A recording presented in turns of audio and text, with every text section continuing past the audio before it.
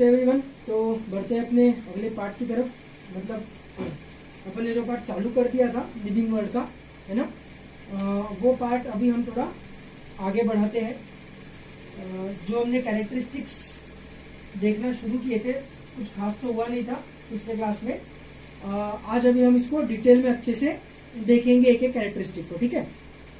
तो जैसा कि मैंने पिछले क्लास में बोला था कि लिविंग ये कंसेप्ट जैसे ही आती है वैसे ही दो क्वेश्चंस हम पूछ सकते हैं, है ना, कि what is the purpose of living. ये पहला क्वेश्चन है कि हम क्यों जिंदा है, what is our purpose of living, this is the first question. And the second thing that we can ask is how we are living, बराबर।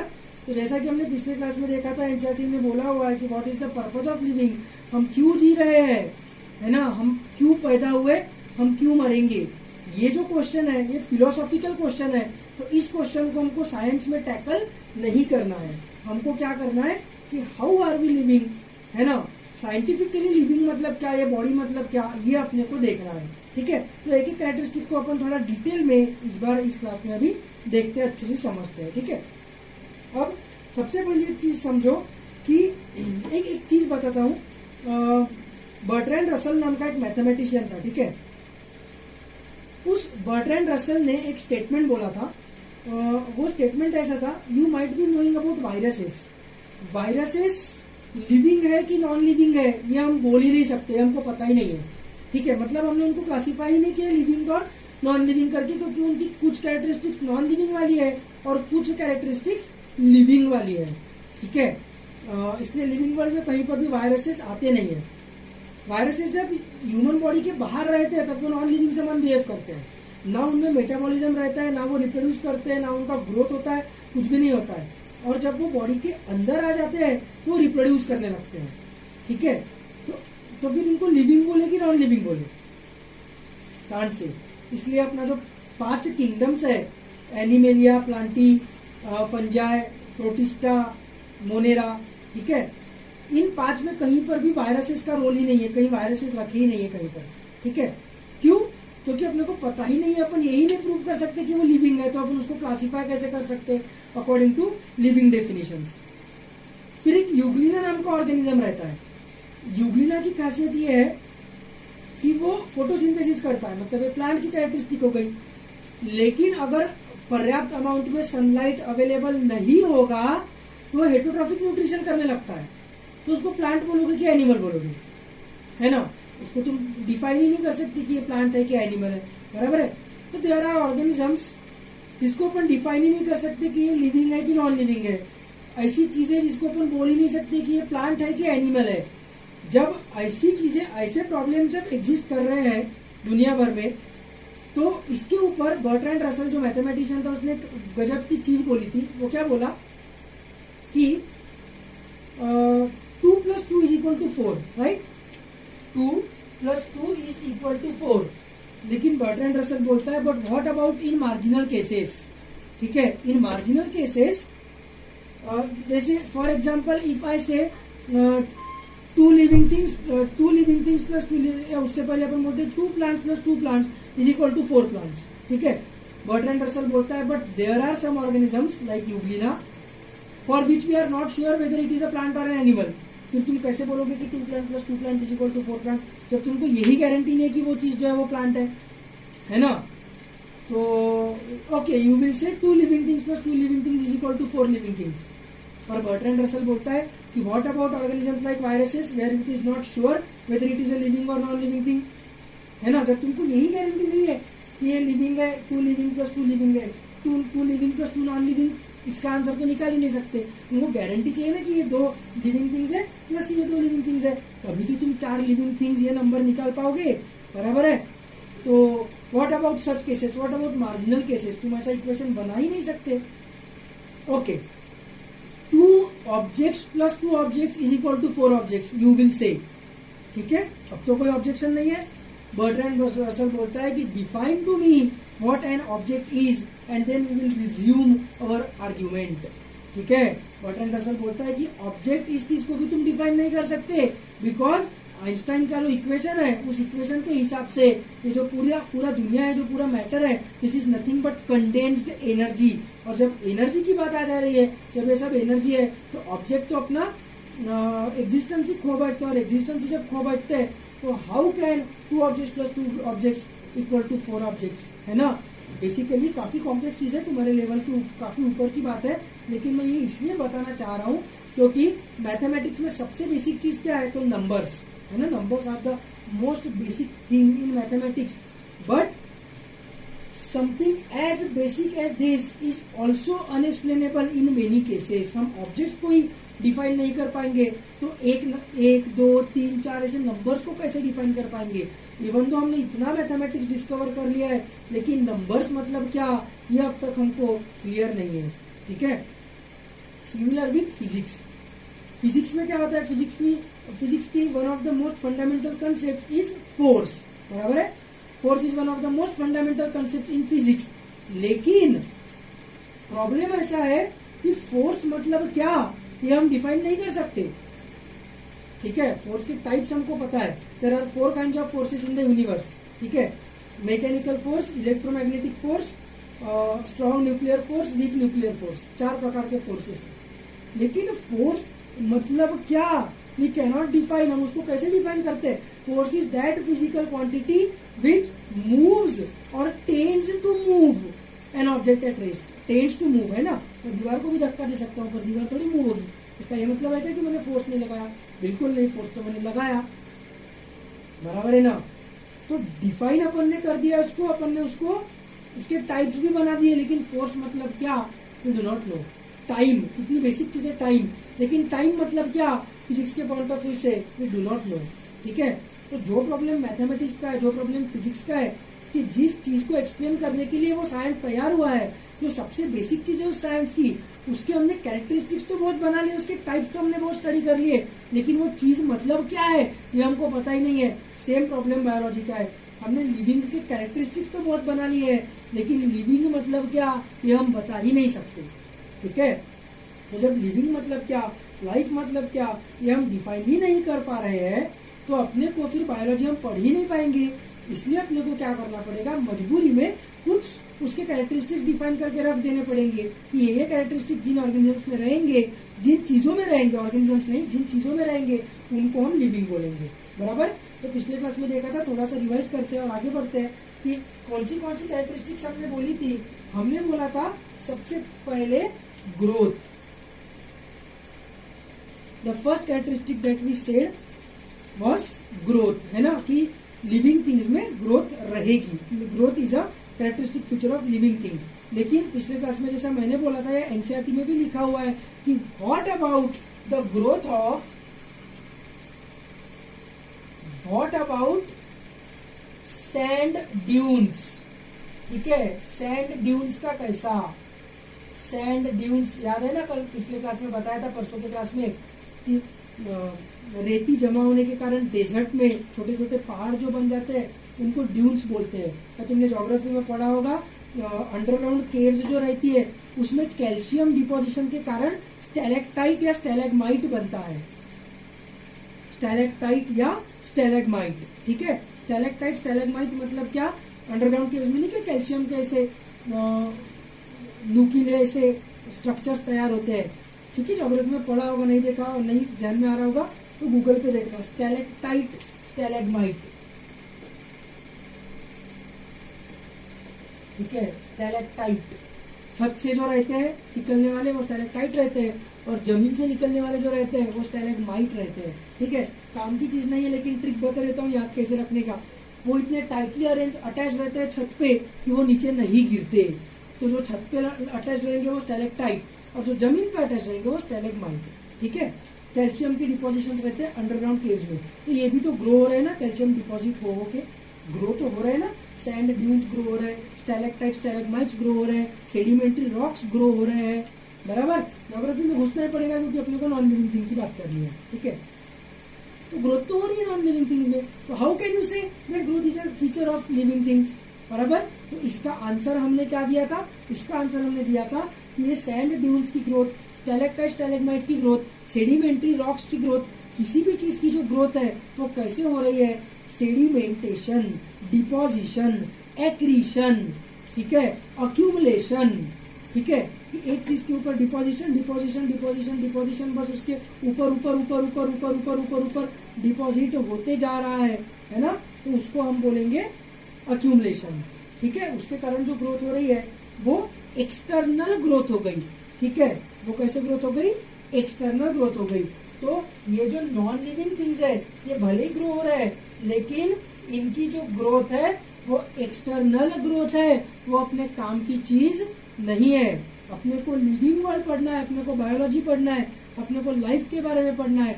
Life के ग्रोथ में और इनके ग्रोथ में क्या डिफरेंस है, लाइफ के ग्रोथ में और इनके ग्रोथ में मेजर डिफरेंस ये है कि अपनी ग्रोथ इंटरनली होती है ना, अपनी ग्रोथ इंटरनली होती है। इंटरनली मतलब हम खाना खाते हैं और जो खाना हमने खाया हुआ है उसके कार्बोहाइड्रेट्स, प्रोटीन्स, फैट्स, है ना, इससे फैट बनता है, मसल्स बनते हैं, बोन्स बनते हैं, ब्लड बनता है, हेयर बनते हैं, अंदर से ग्रो होती है। तो अंदर से जब ग्रोथ होती है तो उसको हम सिर्फ लिविंग कंडीशन कंसिडर करेंगे। ये कैरेक्टरिस्टिक हमको ग्रोथ के ऊपर लगाना पड़ा, ठीक है।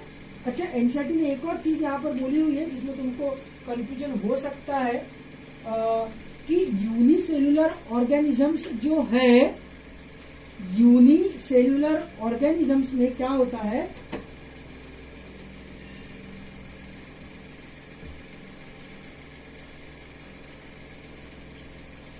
यूनिसेल्युलर ऑर्गेनिजम्स में उन्होंने बोला है, तुमने मैथमेटिक्स में सेट्स पढ़ा होगा, सेट्स, है ना, तो बोलते हैं कि यूनिसेल्युलर ऑर्गेनिज्म में ग्रोथ एंड रिप्रोडक्शन का सेट एक ही है, ग्रोथ एंड रिप्रोडक्शन का सेट एक ही है। मतलब क्या, ध्यान से मेरी बात सुनेंगे। तुम लोग, मैं, तुम्हारे घर में पाला हुआ कुत्ता, तुम्हारे घर में दीवार पे घूमने वाली छिपकली, किसी भी चीज को, किसी भी मल्टी सेल्युलर ऑर्गेनिज्म को, है ना, घास, मैंगो ट्री, किसी भी मल्टी सेल्युलर ऑर्गेनिज्म को, फिर वो ट्री रहे मतलब प्लांटी रहे, एनिमल रहे, फंजा रहे, डजंट मैटर, अगर वो मल्टी सेल्युलर ऑर्गेनिज्म है तो उसकी लाइफ की शुरुआत कहाँ से हुई है, तो उसकी लाइफ की शुरुआत हुई है एक जाइगोट से, है ना, एक सिंगल सेल्ड जाइगोट से लाइफ की शुरुआत हुई है। आई होप तुमको जाइगोट क्या है पता है। जब male and female gamete fuse होते हैं तो उनके फ्यूजन से जो डिप्लॉयड सेल तैयार होता है उसको हम कहते हैं जाइगोट, बराबर है। तो ये जाइगोट क्या करता है, ये जाइगोट मल्टीप्लाई करके 2 सेल्स बनाता है, 2 से 4 बनाता है, 4 से 8, 8 से 16, ऐसा करते करते करते करते अपन एक मल्टी सेल्युलर ऑर्गेनिज्म बनते हैं, है ना। एक नॉर्मल ह्यूमन बीइंग के बॉडी में अप्रोक्सीमेटली, पिछले क्लास में भी बताया था, 75 ट्रिलियन सेल्स होती है, 75 ट्रिलियन। 75 ट्रिलियन का इंपॉर्टेंस तुमको समझता है कि नहीं, 10 लाख को 1 मिलियन बोलते हैं, ठीक है, 1000 मिलियन, ठीक है, मतलब 1 बिलियन, और 1000 बिलियन मतलब 1 ट्रिलियन, और ऐसे 75 ट्रिलियन सेल्स एक ह्यूमन बीइंग के अंदर होती है, ठीक है। तो ये सब कहाँ से तैयार हुए हैं, सब एक सिंगल जाइगोट से मल्टीप्लाई हो के तैयार हुए हैं, है ना।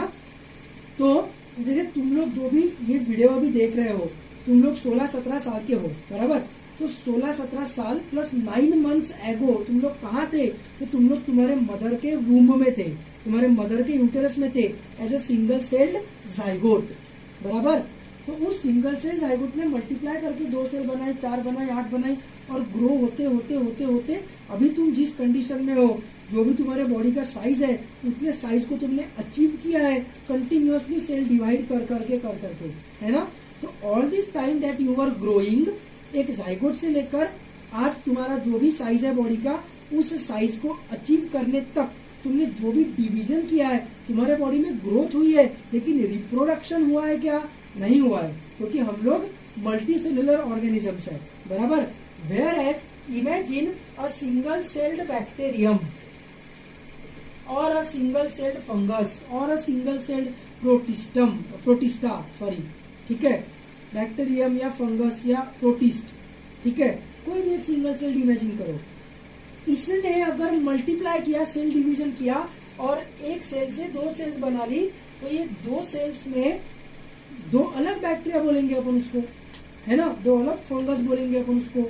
एसेक्सुअल रिप्रोडक्शन हो रहा है उनमें, सेक्सुअल रिप्रोडक्शन नहीं हो रहा है बैक्टीरिया में, फंगस में होता है सेक्सुअल रिप्रोडक्शन भी, बैक्टीरिया में तो सेक्सुअल रिप्रोडक्शन होता ही नहीं है, सिर्फ बाइनरी फिजन, एक सेल है डिवाइड करके 2 सेल हो गए, 2 सेल से दोनों ने डिवाइड करके 4 बना लिए, 4 से 8 बना लिए, तो number of bacteria goes on increasing, है ना। तो अब बैक्टीरिया के केस में ग्रोथ हो रहा है कि रिप्रोडक्शन हो रहा है, बताओ।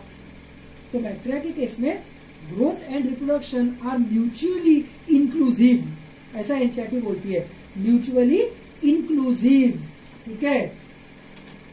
बैक्टीरिया में मतलब बैक्टीरिया में नहीं, फंगस में भी, प्रोटिस्टा में भी, जहां तक अपन यूनिसेल्युलर ऑर्गेनिजम्स की बात कर रहे हैं, एसेक्सुअल रिप्रोडक्शन की बात कर रहे हैं, सेक्सुअल में नहीं, ठीक है, सेक्सुअल में नहीं, स्ट्रिक्टली एसेक्सुअल रिप्रोडक्शन, वो भी सिर्फ यूनिसेल्युलर ऑर्गेनिजम्स का। तो उसमें क्या होगा, यूनिसेल्युलर में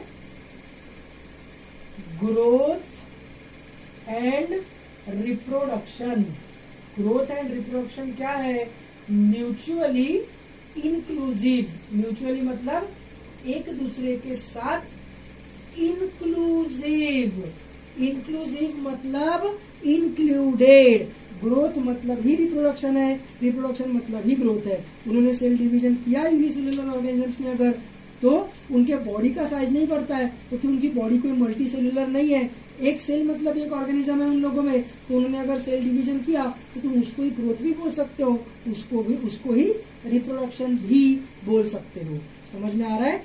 लेकिन मल्टी सेल्युलर ऑर्गेनिजम्स जो है, जो मल्टी सेल्युलर ऑर्गेनिजम्स है, उनमें growth and reproduction mutually inclusive है क्या, नहीं, उनमें growth and reproduction mutually exclusive है, ठीक है, म्यूचुअली बोलने की जरूरत ही नहीं है, एक्सक्लूसिव, एक्सक्लूसिव मतलब अकेला, ठीक है, एक्सक्लूसिव अकेला, कि ग्रोथ अगर हो रही है तो सिर्फ ग्रोथ हो रही है, रिप्रोडक्शन अगर हो रहा है तो सिर्फ रिप्रोडक्शन हो रहा है, दोनों चीजें अलग है, समझ में आ रहा है, कॉमन सेंस की बात है, क्योंकि मल्टी सेल्युलर ऑर्गेनिजम्स है, इनमें सेल्स अगर मल्टीप्लाई करेगी तो नया ऑर्गेनिज्म थोड़ी तैयार हो जाएगा, सिर्फ उस प्री एग्जिस्टिंग ऑर्गेनिज्म की हाइट बढ़ेगी, उसका वजन बढ़ेगा, है ना, समझ में आ रहा है ना, उसके ब्लड सेल्स बढ़ेंगे, उसके हेयर बढ़ेंगे, हेयर फॉलिकल्स अगर ग्रो होंगे तो, लेकिन उसमें रिप्रोडक्शन नहीं होगा, रिप्रोडक्शन मल्टी सेल्युलर ऑर्गेनिज्म के लिए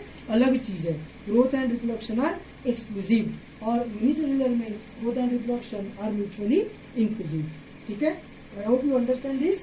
तो ग्रोथ को अपन ने स्टडी किया, तो ग्रोथ भले ही नॉन लिविंग थिंग्स में भी मिलती है, लेकिन इससे अपने को ये नहीं बोलना है कि वो उसका फीचर नहीं है, बस अपने को ये एक एस्टरिक्स, एक स्टार मार्क लगाना पड़ेगा, कंडीशंस अप्लाई, कि ग्रोथ उसका फीचर है लिविंग थिंग्स का, लेकिन कैसा वाला ग्रोथ अपने को कंसिडर करना है, सिर्फ इंटरनल ग्रोथ, ठीक है। बढ़ते नेक्स्ट कैरेक्टरिस्टिक की तरफ, दैट इज रिप्रोडक्शन। अपना नेक्स्ट कैरेक्टरिस्टिक है लिविंग थिंग्स का रिप्रोडक्शन, ठीक है। रिप्रोडक्शन में भी थोड़ी बहुत चीजें हैं जो तुमको मैं बता देता हूँ, एनसीईआरटी पढ़ के हो सकता है तुमको समझ में नहीं आया हो, समझ में आ जाएगा, बता देता हूँ, ठीक है। रिप्रोडक्शन के बारे में अपन ने, रिप्रोडक्शन का जो प्रॉब्लम था कि रिप्रोडक्शन को अपन एकदम डिफाइनिंग फीचर क्यों नहीं बोल सकते, वो मैंने पिछले क्लास में तुम्हारे साथ डिस्कस किया था, है ना, कि रिप्रोडक्शन में अपने को क्या कंसिडर करना पड़ता है कि अगर कोई चीज रिप्रोड्यूस नहीं कर रही है तो वो नॉन लिविंग है, ऐसा जरूरी नहीं है, ऐसा जरूरी नहीं है, ऐसा जरूरी क्यों नहीं है, तो उसमें एग्जांपल्स उसने दिए थे एनसीईआरटी ने, कि स्टेराइल ऑर्गेनिजम्स लाइक म्यूल्स, ठीक है, स्टेराइल म्यूल्स, फिर इनफर्टाइल ह्यूमन कपल्स, है ना, और इसके अलावा एनसीईआरटी ने एक और एग्जांपल दिया हुआ है, वर्कर हनी बीज, वर्कर बीज, ठीक है, हनी बीज। ये क्या चक्कर है, मैं तुमको एक्सप्लेन करता हूँ, शायद तुमको पता होगा, नहीं पता होगा तो एक्सप्लेन कर रहा हूँ, ठीक है, ध्यान से सुनो। स्टेराइल म्यूल्स, सबसे पहले म्यूल मतलब क्या होता है ये अपन देखते हैं, ठीक है। What is meant by mule, तो म्यूल का मतलब होता है, कभी कभी हम लोग क्या करते हैं, इंटर स्पेसिफिक हाइब्रिडाइजेशन करते हैं, मतलब दो स्पीशीज के बीच में, दो अलग अलग स्पीशीज के बीच में मेटिंग करवाने का, ठीक है। तो जैसे Panthera leo and Panthera tiger, ठीक है, Panthera leo and Panthera Tigris, मतलब लायन एंड टाइगर, इनका मेटिंग करके हम लाइगर या टाइगॉन बनाते हैं। तो लाइगर या टाइगॉन मतलब क्या, ठीक है, तो ध्यान से मेरी बात सुनेंगे।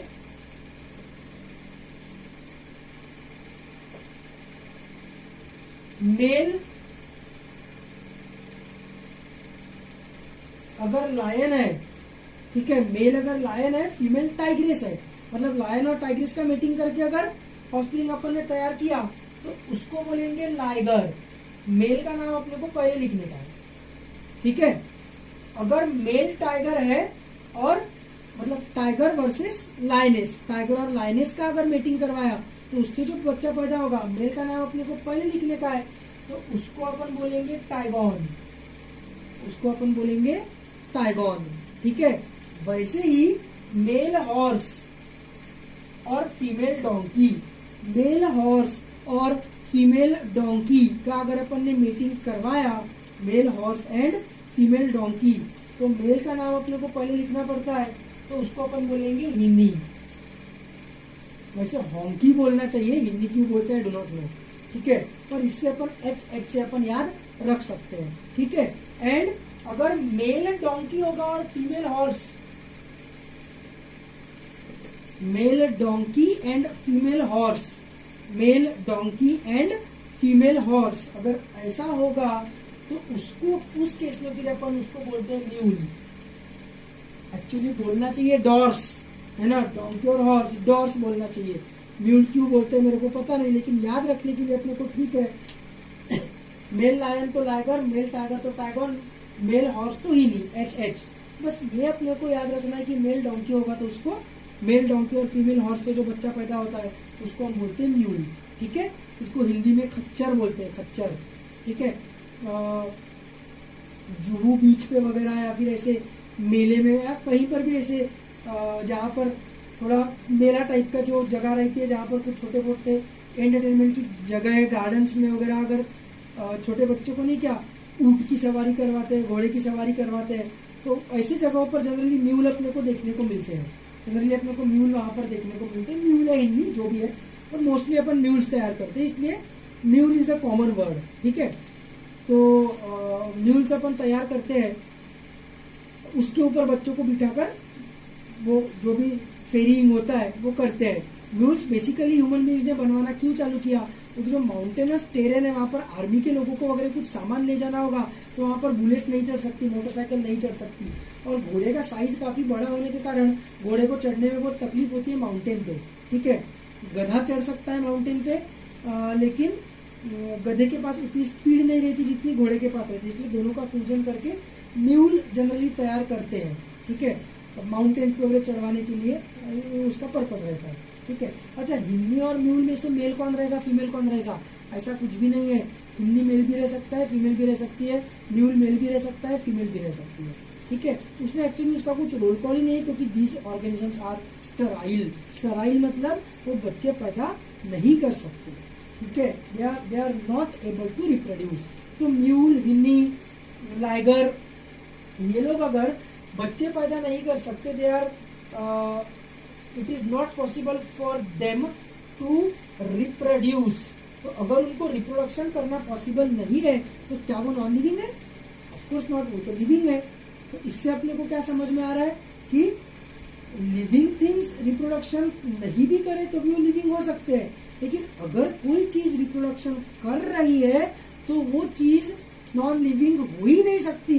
Non living things can never reproduce, only living things can reproduce, है ना। तो रिप्रोडक्शन एक कैरेक्टरिस्टिक फीचर है, लेकिन डिफाइनिंग प्रॉपर्टी नहीं है। डिफाइनिंग प्रॉपर्टी नहीं है मतलब अरे रिप्रोडक्शन कर रहा है कि नहीं कर रहा है चेक कर लो, लिविंग है कि नॉन लिविंग में पता चल जाएगा, ऐसा नहीं कर सकते। हो सकता है रिप्रोडक्शन ना कर रहा हो लेकिन फिर भी वो लिविंग हो, ऐसा हो सकता है, बराबर, ठीक है। तो म्यूल अपने को समझ में आ गया। Infertile human couples, I don't think समझाने की जरूरत है। There are many human beings which are not able to give rise to a child, है ना। 12th स्टैंडर्ड में ह्यूमन रिप्रोडक्शन चैप्टर में अपन उसके रीजंस पढ़ेंगे कि ऐसा क्यों होता है। स्पर्म्स की कमी होती है मेल में, या स्पर्म्स में मूवमेंट जो रहता है स्पर्म्स का वो वीक रहता है। There can be various reasons, reproduction chapter में देखेंगे, बट वो अपने को पता है। फिर टेस्ट ट्यूब बेबी वगैरह करवाया जाता है ना, you are aware of those things. तो वो मैं एक्सप्लेन नहीं करता हूँ। इनफर्टाइल ह्यूमन कपल्स अपने को पता है क्या है। अभी अपन बढ़ते हैं आगे वर्कर बीज के तरफ। ये वर्कर बीज क्या चक्कर है, वर्कर बीज क्या चक्कर है, ये अपन देखते हैं। ठीक है, ये एक्सप्लेन करना थोड़ा सा मेरे लिए डिफिकल्ट है। डिफिकल्ट क्यों?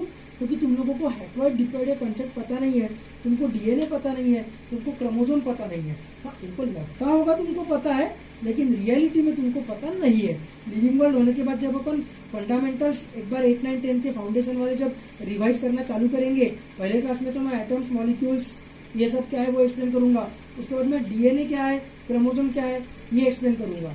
ठीक है, फिर अपन एक एक रिवीजन की तरफ, एक एक फाउंडेशन वाले चैप्टर की तरफ बढ़ेंगे। ठीक है, पहले लेकिन अपने को वो देखना पड़ेगा, लेकिन अभी मैं थोड़ा बहुत तुमको समझाने की कोशिश करता हूँ। देखो क्या है कि हमारे पास जो डीएनए होता है, अब तुमको 10th स्टैंडर्ड तक तुम जो पढ़ते हो उसके हिसाब से तुमको क्या लगता है, तुमको ऐसा लगता है कि हमको आधा डीएनए मदर से आता है और आधा डीएनए फादर से आता है, ऐसा तुमको लगता है। This is wrong. आधा आधा डीएनए मदर फादर से नहीं आता है, आधा आधा नहीं आता है। एक पूरा डीएनए मदर से और एक पूरा डीएनए फादर से आता है। अपने पास 2 डीएनए रहते हैं, 2। ठीक है, समझ में आ रहा है? अपने पास 2 डीएनए रहते हैं। हर एक चीज की अपने पास 2 जीन्स रहती है। आई कलर की 2 जीन्स, हेयर कलर की 2 जीन्स, स्किन कलर की 2 जीन्स, एक मदर से आई हुई, एक फादर से आई हुई। ठीक है, वो दोनों जीन्स अगर सेम रही, दोनों जीन्स अगर बोल रही है कि आई कलर शुड बी ब्लैक, तो कोई प्रॉब्लम ही नहीं है, आई कलर ब्लैक रहेगा। लेकिन एक जीन बोल रही है कि आई कलर शुड बी ब्लैक और दूसरा जीन बोल रहा है कि आई कलर शुड बी ब्लू। अब आई कलर क्या रहेगा, जाइगोट का, फीटस का, उनके बच्चे का, ये क्वेश्चन तैयार होगा ना। तो अब उनका आई कलर उस कलर का रहेगा, इनमें से जो जीन डोमिनेंट है उस कलर का आई कलर रहेगा। समझ में आ रहा है ना? ये मेंडल का लॉ ऑफ डोमिनेंस है, जो फर्स्ट लॉ ऑफ डोमिनेंस है वो। तो ऐसा नहीं सोचना है अपने को कि अपने को स्पर्म एंड ओवम से आधा आधा डीएनए आता है और फिर फ्यूज होकर एक बनता है। नो, ओवम से एक पूरा, स्पर्म से एक पूरा। समझ में आ रहा है? और अपने पास 2 डीएनए रहते हैं। ऐसा क्यों हुआ होगा इवोल्यूशन? इस प्रकार का इवोल्यूशन क्यों हुआ होगा? इवोल्यूशन ने ऐसा तरीका क्यों निकाला होगा, है ना? What do you think? Sexual reproduction इस प्रकार का क्यों इवॉल्व हुआ होगा? उसका रीजन ये है कि तुम्हारे पास एक ही चीज को तैयार करने के 2 अलग अलग इंफॉर्मेशंस रहने की प्रोबेबिलिटी ज्यादा हो जाती है। कि तुम्हारे पास ब्लू आई कैसे बनाने का, उसका भी जीन है, ब्लैक आई कैसे बनाने का, उसका भी जीन है। जितनी ज्यादा इंफॉर्मेशन किसी ऑर्गेनिज्म के सेल्स के पास रहेगी, उतना उसके सर्वाइवल के चांसेस ज्यादा रहेंगे। ऐसा क्यों होगा धीरे धीरे समझेगा, लेकिन अभी इतना ध्यान रखो कि उसके सर्वाइवल के चांसेस ज्यादा रहेंगे। ठीक है, बाकी अगर अपने को सिर्फ एक ही डीएनए मिला, एक ही सेट मिला अपने को अगर डीएनए का, तो अभी कोई दिक्कत नहीं है, आराम से वो सेल एग्जिस्ट कर सकता है, आराम से वो सेल एग्जिस्ट कर सकता है। लेकिन अपन 2 अलग अलग ऑर्गेनिज्म से एक एक सेट क्यों मंगवाते हैं? हम 2 अलग अलग ऑर्गेनिजम्स से एक एक सेट क्यों मंगवाते हैं? हाय, बिकॉज हमारे पास ज्यादा इंफॉर्मेशन रहेगी, एक ही चीज को बनाने की सर्वाइवल के चांसेस ज्यादा रहेंगे, इसलिए। बराबर है? तो हमको 1 नंबर ऑफ इंफॉर्मेशन, बॉडी में जो भी कैरेक्टरिस्टिक्स, उन सब कैरेक्टरिस्टिक्स की पूरी इंफॉर्मेशन मदर से भी आती है और वो सब कैरेक्टरिस्टिक्स की पूरी इंफॉर्मेशन फादर से भी आती है। तो 1n + 1n मतलब n + n gives us 2n। तो अपनी जो सेल्स होती है वो 2n होती है। ठीक है, तो देखो डीएनए जो है, डीएनए थ्रेड के समान स्ट्रक्चर है। थ्रेड के समान स्ट्रक्चर मतलब रस्सी के समान स्ट्रक्चर। ठीक है, तो रस्सी के समान स्ट्रक्चर होने के कारण उसको, जैसे अपन संक्रांति के वक्त पतंग का जो डोर रहता है, जो रस्सी रहती है पतंग की, उसको अपन ऐसे ऐसे करके कॉइल कर लेते हैं, है ना, हाथों के अराउंड, उंगलियों के अराउंड, और एक 8 इंग्लिश नंबर 8 के समान स्ट्रक्चर बनाते हैं।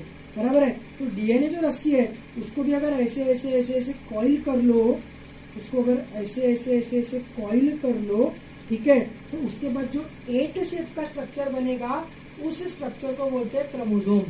ठीक है, उस स्ट्रक्चर को बोलते हैं क्रोमोसोम, है ना। तो अपने बॉडी में जितनी भी कैरेक्टरिस्टिक्स है, hair colour, eye colour, skin colour, ठीक है, हीमोग्लोबिन, इंसुलिन, बहुत प्रकार के कैरेक्टरिस्टिक्स है। जो भी कैरेक्टरिस्टिक्स 25 से 30 हजार कैरेक्टरिस्टिक्स अलग अलग प्रकार के ह्यूमन बींग्स में है। ठीक है। तो वो जो भी कैरेक्टरिस्टिक्स है, उन कैरेक्टरिस्टिक्स के लिए जितनी भी जीन्स है उतनी सब जीन्स 23 क्रोमोसोम्स पे आराम से आ जाती है। उतनी सब जीन्स 23 क्रोमोसोम्स पे आराम से आ जाती है, ठीक है। तो 23 क्रोमोसोम्स मतलब एक सेट, 23 क्रोमोसोम्स मतलब एक सेट, समझ में आ रहा है। 23 क्रोमोसोम्स मीन्स वन सेट। तो n is equal to 23 in case of human beings. 23 chromosomes from female parent, 23 chromosomes from male parent, thus gives us 2n, which is nothing but zygote, which is nothing but zygote. तो अपने body के हर एक cell में 2n है, 2n, अपने body के हर एक cell में 2n है, ठीक है, समझ में आ रहा है। तो 2n होने के कारण इसको हम बोलते हैं डिप्लॉइड, डाई मतलब दो, है ना, और इसका हाफ मतलब हैप्लॉइड, ठीक है। तो क्या होता है कि हर एक ऑर्गेनिज्म, हर एक ह्यूमन बीइंग कैसा है, हर एक ह्यूमन बीइंग डिप्लॉइड है, हर एक ह्यूमन बीइंग 2n है, बराबर, हर एक ह्यूमन बीइंग 2n है। तो 2n होने के कारण जब ह्यूमन बीइंग्स रिप्रोड्यूस करेंगे तो स्पर्म एंड ओवम जो रहेंगे वो भी अगर 2n रहे तो 2n 2n फ्यूज होकर अगले जनरेशन का जायगोट तो 4n बन जाएगा, फिर उसके अगले जनरेशन का जायगोट तो 8n बन जाएगा। ऐसा होगा, ऐसा नहीं करना है अपने को हर एक ह्यूमन बीइंग, स्टोनेज मैन भी 2n था, हम भी 2n है, तो ये हमने मेंटेन कैसे किया है। तो स्पर्म एंड ओवम जब बनते हैं टेस्टिस एंड ओवरी में रिस्पेक्टिवली, तो उनमें पूरे 46 क्रोमोसोम्स नहीं जाते हैं, उनमें कोई 23 क्रोमोसोम्स ही जाते हैं। 23 क्रोमोसोम्स स्पर्म में, 23 क्रोमोसोम्स ओवम में, 23 क्रोमोसोम्स फ्यूज होके 46 क्रोमोसोम्स का जाइगोट तैयार होगा, है ना। अभी मैंने वही तो बोला ना कि n number of chromosome from one parent, n number of chromosome from another parent, together we get 2n, n is equal to 23। In case of human being species to species n की value change होते जाती है, n की value species to species change होते जाती है, ठीक है। ह्यूमन बीइंग्स में n की वैल्यू कितनी है, ह्यूमन बीइंग्स में n की वैल्यू है 23, समझ में आ रहा है। तो हैप्लॉइड और डिप्लॉइड की कंसेप्ट आई गेस तुमको समझ में आ रही है, ठीक है। एवरी ऑर्गेनिज्म इज डिप्लॉइड, है ना, मतलब एनिमल्स की बात कर रहा हूं। और स्पर्म एंड ओवम बनाते वक्त स्पर्म एंड ओवम कैसे बनेंगे, हैप्लॉइड बनेंगे, है ना। और फिर स्पर्म एंड ओवम का जब फर्टिलाइजेशन होगा तब डिप्लॉइड जायगोट तैयार होगा, बराबर। अब हनी बीज में एक अलग ही चीज होती है। अच्छा, तुमको ये भी पता होगा कि ये जब n फ्यूज होकर 2n बनता है तो उस n में एक तो x क्रोमोसोम रहेगा, नहीं तो y क्रोमोसोम रहेगा। तो x क्रोमोसोम अगर एक साथ आ गए तो फीमेल बन जाएगी, और x और y क्रोमोसोम वाला सेट अगर स्पर्म और ओवम का एक साथ आ गया तो मेल बन जाएगा, ठीक है। तो फीमेल XX रहेगी, मेल्स XY रहेंगे, है ना। तो फीमेल जब 23 क्रोमोसोम सेंड करेगी तो उसमें कुछ भी करके X ही सेंड कर सकती है, उसके पास दूसरा ऑप्शन है ही नहीं। लेकिन जब मेल में स्पर्म बनेगा तो स्पर्म में एक तो X क्रोमोसोम रहेगा, नहीं तो Y क्रोमोसोम रहेगा, ठीक है, समझ में आ रहा है। तो मेल होगा कि फीमेल होगी, ये डिसीजन एक्चुअली स्पर्म का है, ये डिसीजन ओवम का नहीं होता है, ठीक है। हनी बीज में थोड़ा सा कुछ एक अलग चीज होती है। क्या अलग चीज होती है हनी बीज में, तो हनी बीज का स्पर्म n और हनी बीज का ओवम n, ठीक है। ये अगर फर्टिलाइज हो गए, स्पर्म है ये और ओवम है ये अगर फर्टिलाइज हो गए तो 2n बनेगा जाइगोट, बराबर है। ये जाइगोट में x क्रोमोसोम y क्रोमोसोम का कोई रिलेशन नहीं रहता है, x क्रोमोसोम y क्रोमोसोम इनका कोई रिलेशन नहीं रहता है। ये 2n जो है ये हमेशा फीमेल्स ही रहेगी, ये हमेशा फीमेल्स ही रहेगी, समझ में आ रहा है। और अगर ये एक केस हो गई, ठीक है, तो फीमेल्स आर ऑलवेज डिप्लॉइड। और अगर कोई ओवम है, उस ओवम को आके स्पर्म ने फर्टिलाइज ही नहीं किया, उस ओवम को आके स्पर्म ने अगर फर्टिलाइज ही नहीं किया तो ह्यूमन बीइंग्स में क्या होता है, वो मर जाता है, कुछ कर नहीं सकता है, क्योंकि हैप्लॉइड ह्यूमन बीइंग थोड़ी तैयार कर देंगे। लेकिन हनी बीज हैप्लॉइड हनी बी तैयार करते हैं, और उससे जो हैप्लॉइड ऑर्गेनिज्म तैयार होगा वो हमेशा मेल रहेगा, वो हमेशा मेल रहेगा। समझ में आ रहा है? तो ये जो मेल्स रहते हैं, इन मेल्स को बोलते हैं ड्रोन्स। इन मेल्स को बोलते हैं ड्रोन्स, ठीक है। और इनका काम रहता है बी हाइव में से बाहर जाके नेक्टर जमा करके लाना। नेक्टर जमा करके लाना इन ड्रोन्स का, ये जो मेल हनी बीज है इनका काम होता है, ठीक है। वेयर एज ये जो फीमेल्स है इनको बोलते हैं वर्कर बीज। इनको बोलते हैं वर्कर बीज। जो एनसीईआरटी ने लिविंग वर्ल्ड में रिप्रोडक्शन के अंडर वर्कर बीज जो टर्म यूज किया है वो ये है, वर्कर बीज, ठीक है। ये जो भी ओवम बनाएंगी, ये वर्कर बीज जो भी ओवम बनाएगी, हैप्लॉइड ओवम, उस हैप्लॉइड ओवम को कोई भी मेल फर्टिलाइज नहीं करेगा। समझ में आ रहा है?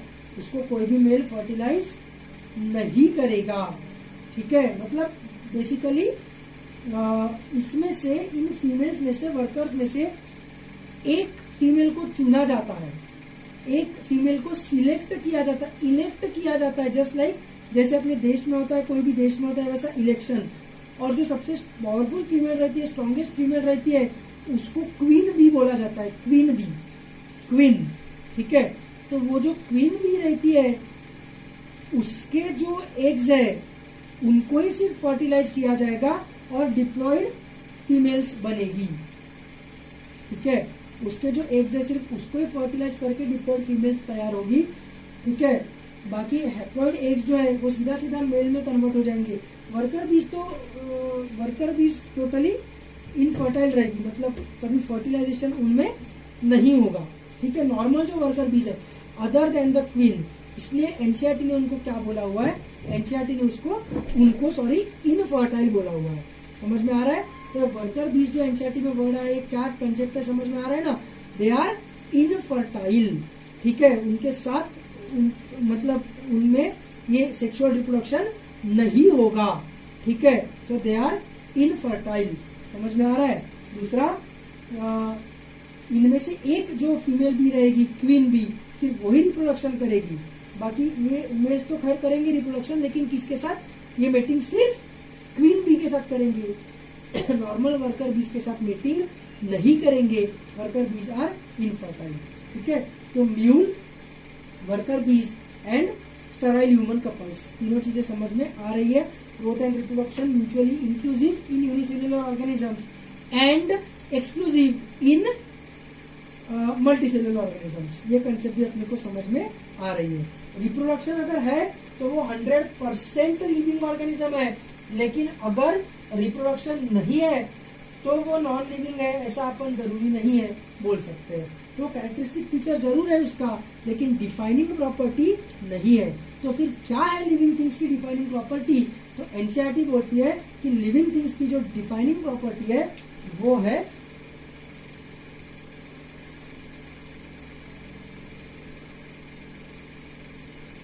Metabolism plus cellular organisation. Metabolism plus cellular organisation, ये पहली चीज, ये पहली प्रॉपर्टी हो गई। दूसरा, कॉन्शियसनेस। तीसरा, consciousness plus response to stimulus. Response to stimulus, ठीक है। मेटाबॉलिज्म मतलब क्या? हमारे बॉडी में जितनी भी रिएक्शंस होती है, पिछले क्लास में मैंने बताया था कि there are 1 lakh things interacting with each other inside a single cell, है ना। एक सिंपल बैक्टीरियल सेल में 1000 एंजाइम्स रहते हैं अप्रोक्सीमेटली, सिंपलेस्ट बैक्टीरियल सेल में, ठीक है। तो ये जो भी रिएक्शन बॉडी के अंदर हो रही है, तुमने खाना खाया, खाने का डाइजेशन के बाद जो ग्लूकोज मिला, उस ग्लूकोज का ग्लाइकोलाइसिस करके पायरुविक एसिड बनाना, रेस्पिरेशन, जो ऑक्सीजन हमने इनहेल किया वो ऑक्सीजन अपने को 38 ATPs देने में हेल्प करता है, वो सब क्या रहता है देखेंगे अपन बाद में, ठीक है। तो जो भी रिएक्शंस बॉडी के अंदर हो रही है, all of those our metabolic reactions, ठीक है। मेटाबॉलिज्म को डिफाइनिंग फीचर हम सिर्फ नहीं बोल सकते, सेल्यूलर ऑर्गेनाइजेशन भी बहुत इंपॉर्टेंट चीज है। ऐसा क्यों? ऐसा इसलिए क्योंकि जैसे राइबोसोम्स है, ठीक है। यार राइबोसोम छोड़ तुम्हारे लिए कॉम्प्लेक्स हो जाएगा। कौन सा एंजाइम तुमको पता है, तुमको डाइजेस्टिव एंजाइम्स पता होंगे, ठीक है। ट्रिप्सिन, ट्रिप्सिन तुमने सुना होगा, पेप्सिन तो पक्का सुना होगा। स्टमक में पेप्सिन रहता है, ये तुमने 100% पढ़ा होगा 10th स्टैंडर्ड में। तो स्टमक का जो पेप्सिन है वो क्या करता है, अपने खाने में जो भी प्रोटीन्स है ना उनको तोड़ता है into its building blocks, into its amino acids, ठीक है। तो ये जो पेप्सिन है, अगर हमने ये पेप्सिन किसी के स्टमक में से बाहर निकाला, पेप्सिन का मॉलिक्यूल क्या है बताऊंगा, molecule element compound tell you that. तो पेप्सिन अपन ने, अगर पेप्सिन एंजाइम अपन ने किसी लिविंग थिंग में से निकाला, उसको अगर टेस्ट ट्यूब में डाला, ठीक है, और उसको प्रोटीन डाल दिया उस टेस्ट ट्यूब में, तो टेस्ट ट्यूब में वो पेप्सिन उस प्रोटीन को तोड़ेगा क्या, will it break it? Yes, it will break it, है ना। तो मेटाबॉलिक रिएक्शंस की अगर तुम बात कर रहे हो, तो मेटाबॉलिक रिएक्शंस तो टेस्ट ट्यूब में भी हो रही है। तो फिर टेस्ट ट्यूब में होने वाली जो मेटाबॉलिक रिएक्शंस है, ठीक है, फिर उसको भी लिविंग बोलना चाहिए। एनसीईआरटी बोलती है metabolic reactions taking place in a cell are definitely living reactions, but they are not living systems. सिर्फ टेस्ट ट्यूब में मेटाबॉलिक रिएक्शन होने से उसको लिविंग नहीं बोल सकते। Cellular organisation is extremely important. Cellular organisation मतलब क्या, कोई भी कभी भी रिएक्शन हो रही है ऐसा नहीं चलेगा, ऐसा नहीं चलेगा।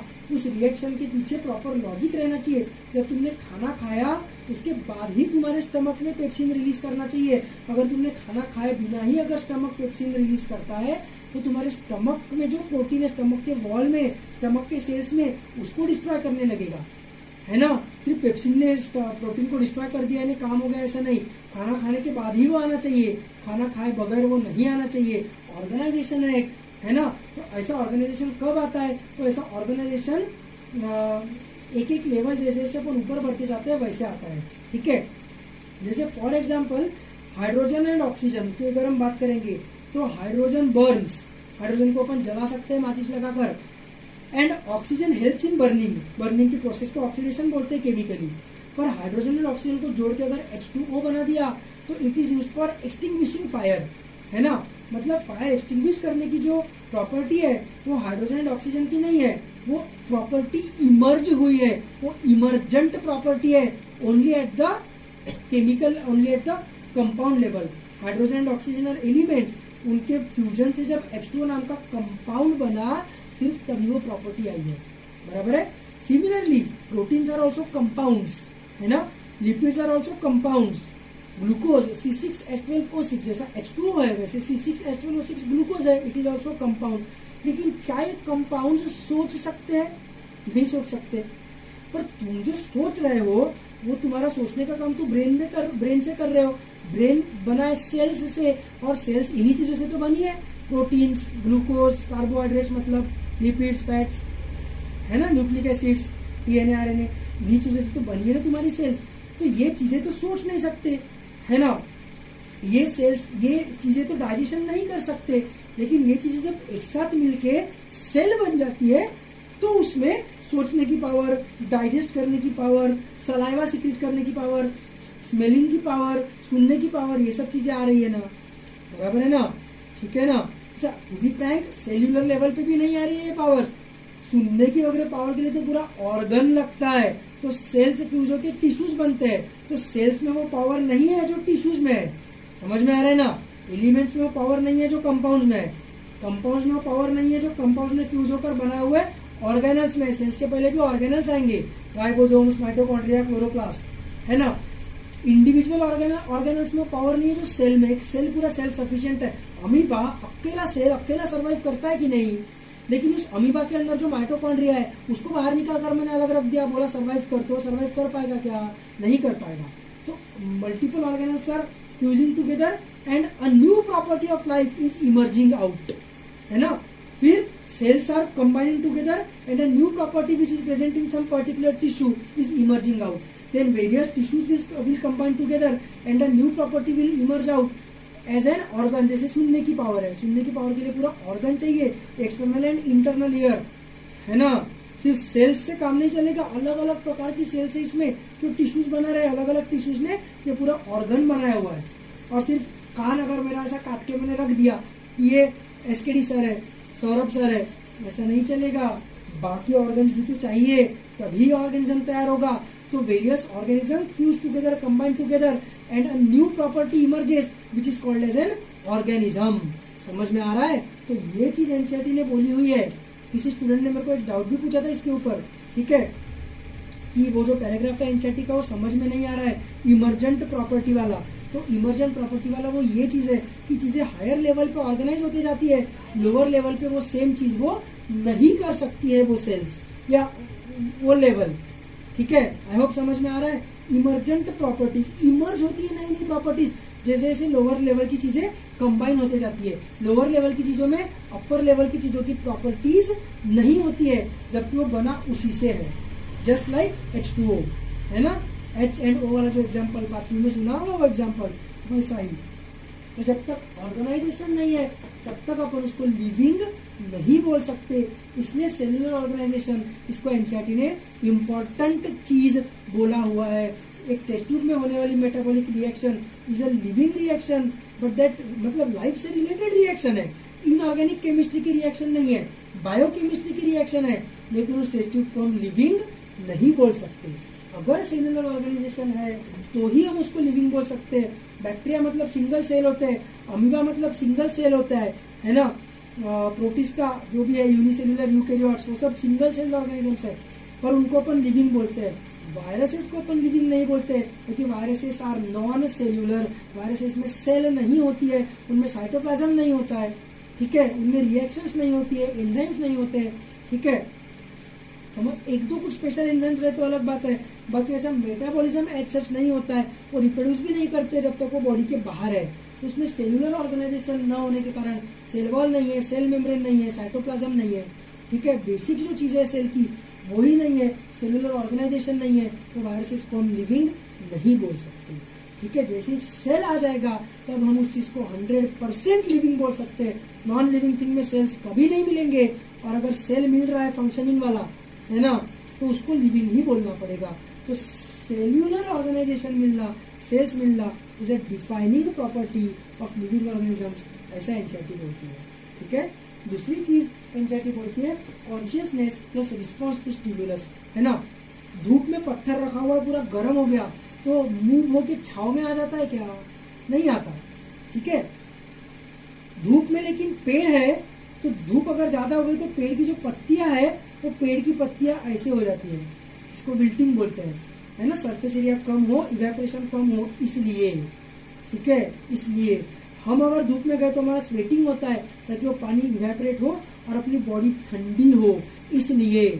समझ में आ रहा है? तो हम लोग क्या कर रहे हैं, बाहर के कंडीशन के हिसाब से स्टिम्युलस को रिस्पॉन्ड कर रहे हैं। नॉन लिविंग थिंग्स ऐसा करती है क्या? नॉन लिविंग थिंग्स ऐसा नहीं करती है।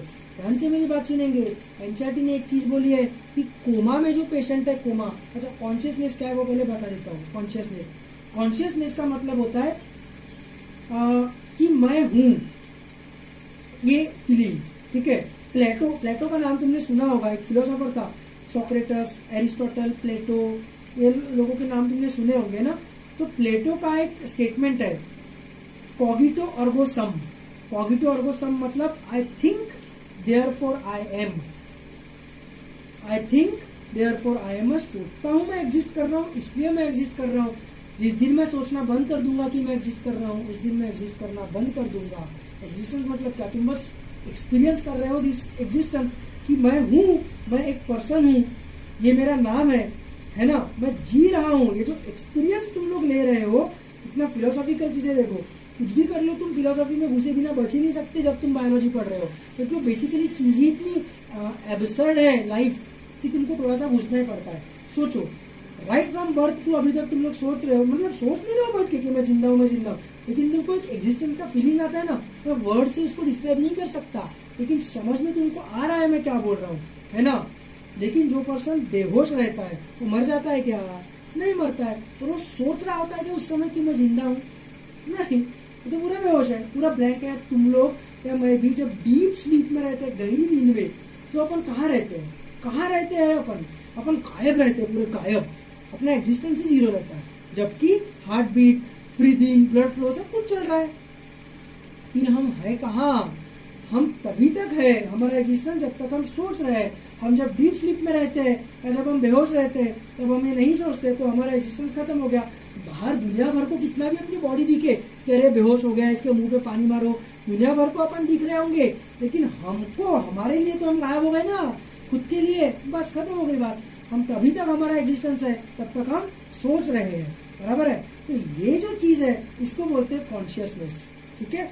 एनसीईआरटी ने क्या किया है, कॉन्शियसनेस तो एक्सप्लेन किया है, उसके बाद एक चीज बोली है दैट इज सेल्फ कॉन्शियसनेस, ठीक है। सेल्फ कॉन्शियसनेस मतलब एनसीईआरटी ने क्या बोला है कि रिस्पॉन्स टू स्टिम्युलस को एनसीईआरटी ने कॉन्शियसनेस बोला है। एनसीईआरटी ने रिस्पॉन्स टू स्टिम्युलस को कॉन्शियसनेस बोला है, ठीक है, कि किसी भी चीज को रिस्पॉन्ड करना मतलब कॉन्शियसनेस। और मैं एग्जिस्ट कर रहा हूं, मैं जिंदा हूं, ये फीलिंग को एनसीईआरटी ने सेल्फ कॉन्शियसनेस बोला है, ठीक है।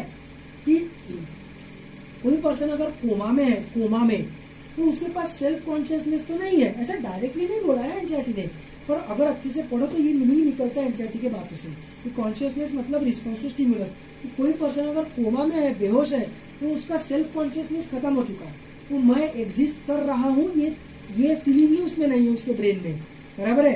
कोमा वाले पेशेंट को ब्रेन डेड बोला जाता है, वो डेड नहीं है, उसका हार्ट बीट, ब्लड फ्लो सब चल रहा है, लेकिन वो ये नहीं सोच रहा है कि मैं जिंदा हूँ, उसका ब्रेन डेड हो गया है, ब्रेन डेड बोलते हैं उसको। ब्रेन मतलब सिर्फ कॉन्शियस वाला ब्रेन, मेडुला ऑब्लोंगेटा तो चल ही रहा है जो हार्ट बीट को और ब्लड फ्लो को कंट्रोल कर रहा है, ठीक है, समझ में आ रहा है। तो ये जो सेल्फ कॉन्शियसनेस है, ये सेल्फ कॉन्शियसनेस आई एक्सेप्ट कि बैक्टीरिया में, अमीबा में सेल्फ कॉन्शियसनेस नहीं होगा। बैक्टीरिया या अमीबा ऐसा नहीं सोच पाते होंगे कि मैं एग्जिस्ट कर रहा हूँ, प्लांट्स ऐसा नहीं सोच पाते होंगे कि मैं एग्जिस्ट कर रहा हूँ, ठीक है, फंगस को ऐसा एक्सपीरियंस नहीं आता होगा कि मैं एग्जिस्ट कर रहा हूँ। लेकिन एनसीईआरटी ने बोला है कि only human beings have the property of self consciousness. मेरे को इस चीज से बहुत प्रॉब्लम है, I do not believe this, I do not believe this at all. I believe every mammal has self consciousness, I believe even birds have a self consciousness, ठीक है। I do not believe कि सिर्फ human beings है, बहुत egoistic statement हो गया कि सिर्फ ह्यूमन बींग्स को ही सेल्फ कॉन्शियसनेस है, बिल्कुल नहीं। तुम कुत्ता, जिन्होंने कुत्ता पाला हुआ है उनको ये चीज समझ में आएगी कि dogs are as good as human beings, human beings समान ही उनके इमोशंस रहते हैं, ह्यूमन बींग्स समान ही उनका बिहेवियर रहता है, ह्यूमन बींग्स के समान ही वो खुश और दुखी होते हैं। जिन्होंने कुत्ता नहीं पाला है वो ये चीज नहीं इमेजिन कर सकते, और जिन्होंने कुत्ता पाला है, जिनके घर में कुत्ता है या कभी पास्ट में पाला होगा, वो ये चीज इमेजिन कर सकते हैं, ठीक है, कि सेल्फ कॉन्शियसनेस सिर्फ ह्यूमन बींग्स का एट्रीब्यूट है, ऐसा बोलना मेरे को पर्सनली एकदम गलत लगता है, ठीक है।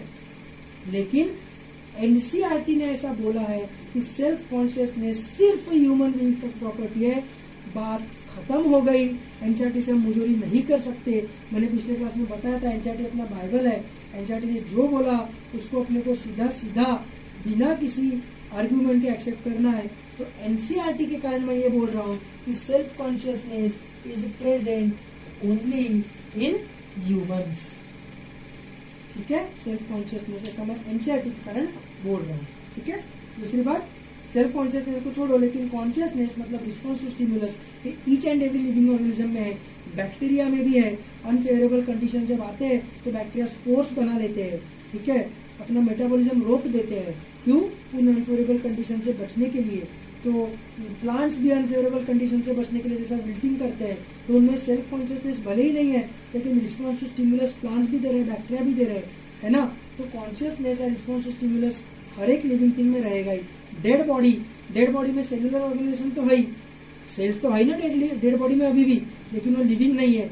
और उस डेड बॉडी को अगर अपन ने मारा तो उसकी स्किन लाल नहीं होगी, क्योंकि उसका रिस्पॉन्स टू स्टिमुलस मतलब कॉन्शियसनेस खत्म हो चुका है। तो कॉन्शियसनेस एंड सेलुलर ऑर्गेनाइजेशन, ये दोनों चीजें जब दिखेगी अपने को तो अपन सेफली बोल सकते हैं कि it is a living thing. ये कैरेक्टरिस्टिक फीचर तो है ही लिविंग थिंग का, it is also a defining feature. Defining feature मतलब ये चीजें अगर तुमको मिल रही है तो 100% वो लिविंग है, और वो चीजें अगर नहीं मिल रही है तो 100% वो नॉन लिविंग है, ठीक है। तो इसको अपन डिफाइनिंग प्रॉपर्टी भी बोलेंगे। इमर्जेंट प्रॉपर्टी वाला डाउट भी एक स्टूडेंट ने पूछा था, वो भी आई गेस क्लियर हो गया होगा, ठीक है। कॉन्शियसनेस, सेल्फ कॉन्शियसनेस भी आई गेस क्लियर हो गया होगा। और अगर कुछ चीज नहीं समझी है तो बेझिझक बिना डरे मेरे को पर्सनल मैसेज करने का, ठीक है, नेक्स्ट क्लास में हम लोग बढ़ेंगे टैक्सोनॉमी की तरफ। ओके, आई होप तुमको